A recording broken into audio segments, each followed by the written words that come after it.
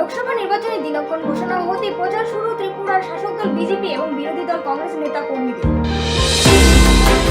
লোকসভা নির্বাচনে দিনক্ষণ ঘোষণা হতেই নিজ নিজ দলের প্রার্থীদের সমর্থনে ছোট্ট পার্বত্য ত্রিপুরার রাজধানী আগরতলা শহরে ত্রিপুরার শাসক দল বিজেপি এবং বিরোধী দল কংগ্রেসের এক মিছিল সংগঠিত করা হয়।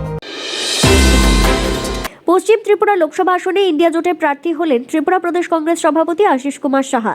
অপরদিকে পশ্চিম ত্রিপুরা লোকসভা আসনে বিজেপি প্রার্থী হলেন ত্রিপুরা প্রাক্তন মুখ্যমন্ত্রী তথা রাজ্যসভার সাংসদ বিপ্লব কুমার দেব এবং পূর্ব ত্রিপুরা আসনে বিজেপি প্রার্থী হলেন তিপ্রামথা দলের সুপ্রিমো প্রদ্যোৎ বিক্রম মাণিক্য দেববর্মার বোন কৃতি সিং দেববর্মা।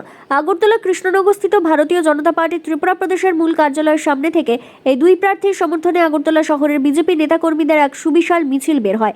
অপরদিকে আগরতলা ত্রিপুরা প্রদেশ কংগ্রেস ভবনের সামনে থেকে ইন্ডিয়া জোটের কংগ্রেস প্রার্থী আশিস কুমার সাহার সমর্থনে বিধায়ক সুদীপ রায় বর্মনের উপস্থিতিতে আগরতলা শহরে কংগ্রেস দলের নেতাকর্মীদের এক সুবিশাল মিছিল বের হয়।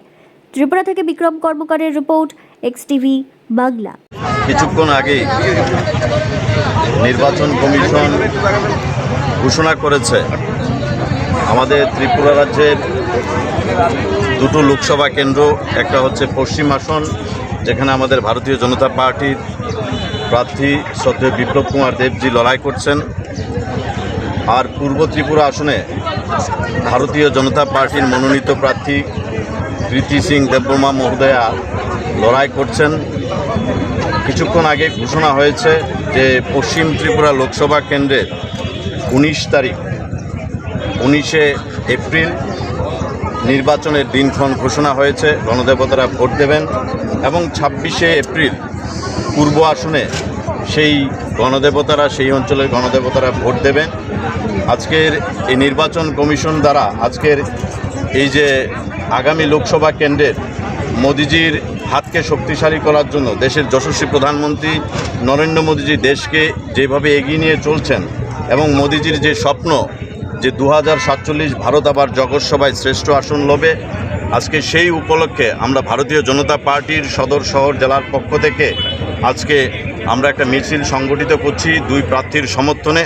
আমরা রাজ্যের গণদেবতাদের কাছে বিনম্রভাবে অনুরোধ করব যে আমাদের 2018 থেকে আজকে 2024 সাল এই 6 বছরের সময়কালে ত্রিপুরা রাজ্যের আমূল যে পরিবর্তন এসছে মোদিজির সহযোগিতায়, আমাদের দেশের যশস্বী প্রধানমন্ত্রী নরেন্দ্র মোদিজির সদর্থক ভূমিকায়, আমাদের রাজ্যের প্রিয় মুখ্যমন্ত্রী প্রফেসর ডক্টর মানিক শাহ মহোদয়ের সদর্থক ভূমিকায় এবং আমাদের রাজ্যের প্রাক্তন মুখ্যমন্ত্রী শ্রদ্ধেয় বিপ্লব কুমার দেবজির যথেষ্ট ভূমিকায় ত্রিপুরা রাজ্য আজকে যেই দিশায় চলে গেছে এবং ত্রিপুরা রাজ্যের সার্বিক উন্নয়নের জন্য ভারতবর্ষকে জগৎসভায় শ্রেষ্ঠ আসন লাভ করার জন্য আমি গণদেবতাদের কাছে বিনম্রভাবে অনুরোধ করব, যারা ইন্ডি জোটের নামে ভারতবর্ষের যে সার্বভৌমত্বকে নষ্ট করার চেষ্টা করছে, ভারতবর্ষের যে উন্নয়নের চাকাকে স্তব্ধ করার জন্য যারা জোটবদ্ধ হয়েছে, সেই জোটের যারা প্রার্থী হয়েছে আজকে ত্রিপুরা রাজ্যে যারাই লড়াই করবে আমাদের এই দুই প্রার্থীর এগেনস্টে, আমি গণদেবতাদের কাছে বিনম্রভাবে অনুরোধ করব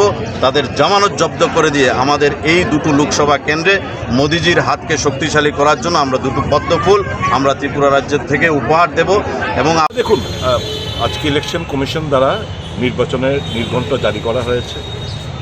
এখানে কংগ্রেস কর্মীরা যারা উপস্থিত ছিল তারা বলল যেহেতু নির্ঘণ্ট জারি করেছে আমরা একটু প্রার্থীর সমর্থনে আমাদের ভারতীয় জাতীয় কংগ্রেসের পশ্চিম ত্রিপুরা লোকসভা আসনের যিনি প্রার্থী ত্রিপুরা প্রদেশ কংগ্রেস কমিটির মাননীয় সভাপতি আশিস কুমার সাহা মহাশয়, আপনারা জানেন ভারতীয় জাতীয় কংগ্রেসের প্রার্থী হিসাবে মনোনীত হয়েছেন। প্রার্থীর সমর্থনে কর্মীরা আজকে বেরিয়েছে প্রচারের জন্য, ভোট চাইতে, এবং আমরা খুব আত্মবিশ্বাসী পশ্চিম ত্রিপুরা লোকসভার মানুষ এবং পূর্ব ত্রিপুরা লোকসভা যারা গণদেবতারা আছেন ইন্ডিয়া জোটের প্রার্থীদেরকে বিপুল ভোটে ওনারা জয়ী করাবেন। এই নির্বাচনে আমার দৃঢ় বিশ্বাস রয়েছে। অন্যদিকে শাসক দলের প্রার্থী বিজেপির প্রাক্তন মুখ্যমন্ত্রী বিপ্লব দেব বলছে 1 লাখের বেশি ভোট পাবেন না, এর নিচে পাবেন, সে বিষয়টা কীভাবে?